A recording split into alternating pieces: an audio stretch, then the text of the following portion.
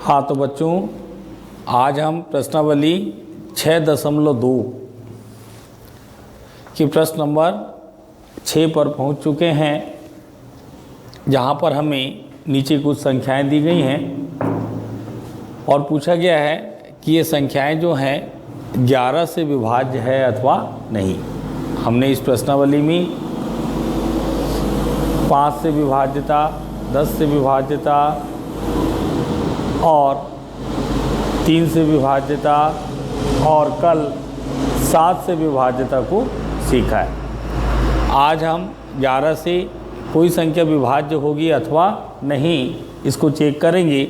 तो चलिए सवाल नंबर 1, 913 ये जो संख्या है ये 11 से विभाज्य होगी या नहीं। तो इसके लिए सबसे पहले हम ये देखते हैं कि जो दी गई संख्याएं हैं, ये पहला अंक मान लें, ये दूसरा अंक मान लें, ये तीसरा अंक मान लें, या इधर से भी पढ़ सकते हैं। इसके बाद पहला, दूसरा, तीसरा, अर्थात जो अंक पहले, तीसरे, पांचवें, सातवें ऐसे स्थानों पर हैं तो हम उनको विषम स्थानों की अंक पढ़ेंगे, और जो अंक दूसरे, चौथे, छठवें स्थान पर रहेगा उसे हम सम स्थानों की अंक पढ़ेंगे। तो सबसे पहले क्या करते हैं हम लोग कि विषम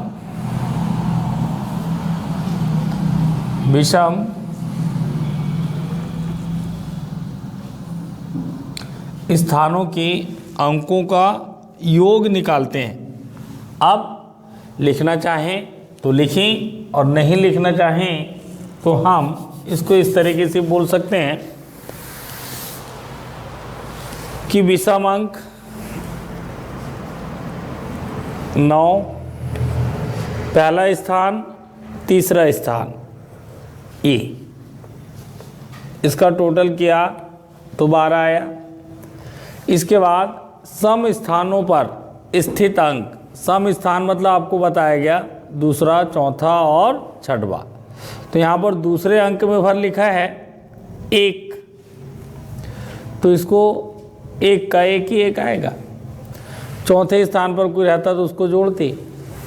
तो यहाँ पर क्या बोलेंगे, विषम स्थान पर स्थित अंकों का योग, या लिख देते हैं यहाँ पर अपन तो ज़्यादा अच्छा है, विषम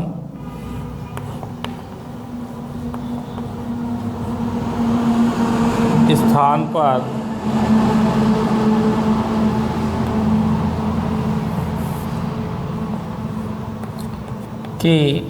विषम स्थान की अंकों का योग बराबर करके विषम स्थान यहाँ देख लेंगे, पहला, तीसरा, बस इनको जोड़ दिया, ये हो गया विषम स्थानों के अंकों का योग। उसके बाद सम स्थान की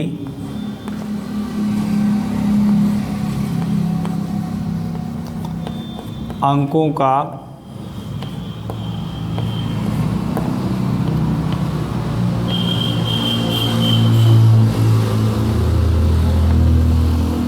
योग। सम स्थान मतलब दूसरा, चौथा, छठवां। तो यहाँ पर दूसरा अंक 1 लिखा है और चौथा अंक तो है ही नहीं। इसके बाद इन दोनों योगों का अंतर निकालते हैं। जो बड़ा होगा उसको पहले, जो छोटा होगा उसको बाद में, अर्थात बड़े में छोटा घटा देते हैं। 12 ऋण 1 और ये आ गया 11। यहाँ पर ध्यान रखेंगे कि यदि इन दोनों का जो दो योग लाए हैं, दोनों का अंतर या तो शून्य आए या शून्य के अलावा 11 का गुणा जाए।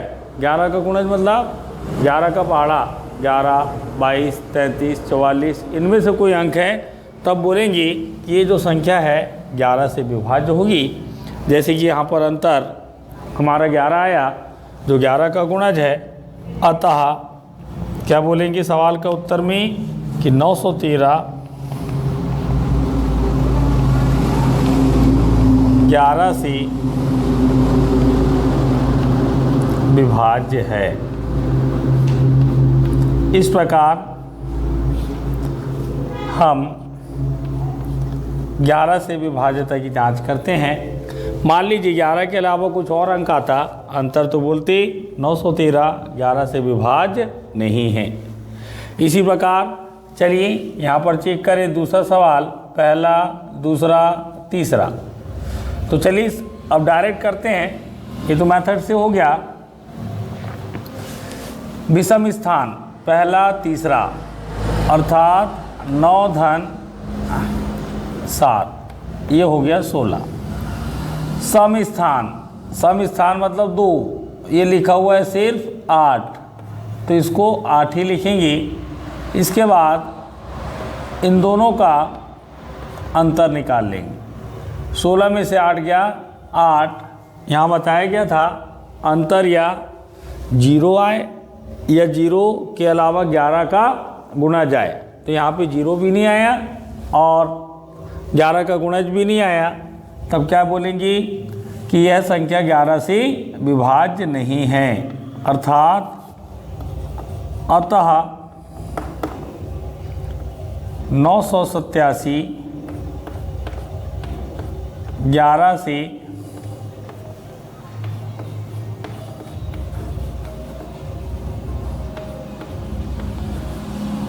विभाज्य नहीं है। चलिए सवाल नंबर 3 की ओर चलें। यहाँ पर ये पहला स्थान है, दूसरा स्थान है, तीसरा स्थान है और ये चौथा। चलिए विषम स्थान में कौन कौन सा बोलेंगे, पहला तीसरा, अर्थात चलिए विषम अंकों के स्थानों का योग, अर्थात विषम अंक बोलेंगे 3 और 2 को, इसका योग आ गया 5। सम स्थान का योग अर्थात दूसरा और चौथा, दूसरे में लिखा है 7, चौथे में लिखा है 9, 9 और 7 16। इसके बाद इन दोनों का अंतर निकालेंगे, बड़े में छोटा घटाएंगे, 16 ऋण 5, ये देखिए 16 में से 5 गया 11। आपको यहाँ पहले ही बता दिया गया है कि ये अंतर 11 का गुणज हो या शून्य हो, हम बोल सकते हैं कि यह 11 से विभाज्य होगी। अतः संख्या क्या दी गई थी, 3729 11 से विभाज्य है।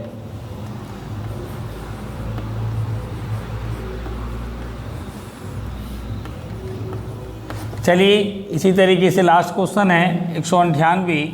ये पहला स्थान, दूसरा स्थान, तीसरा स्थान। तो विषम स्थान मतलब पहला और तीसरा, ये विषम स्थानों के अंकों का मैंने योग निकाला, 9 आया। अब सम स्थान मतलब दूसरा, दूसरे में यहाँ लिखा है 9, तो इसको 9 का 9 जाएगा। अंतर बड़े में छोटा घटा दिया, तो यहाँ तो दोनों बराबर हैं, तो 9 में से 9 गया 0। आपको बताया गया कि ये अंतर 0 आए या 11 का गुणज, तो यह 11 से विभाज्य होगी। चूँकि यहाँ पे अंतर 0 आया है, अतः हम बोलेंगे संख्या 198 11 से विभाज्य है।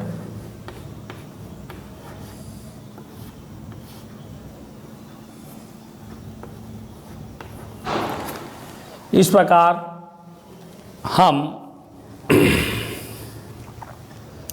आज 11 से विभाज्यता का नियम सीखे और प्रश्न में जो 4 क्वेश्चन दिए गए थे उनके 11 से विभाज्यता की जांच किया, जिसमें रिजल्ट पाया ये संख्या 11 से विभाज्य है, 11 से विभाज्य नहीं है, 11 से विभाज्य है और ये भी 11 से विभाज्य है।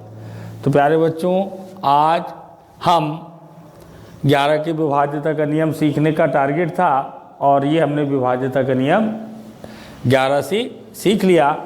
और अगले वीडियो में हम इस प्रश्नावली का अंतिम क्वेश्चन हल करने के साथ ही इस अध्याय का समापन करेंगे।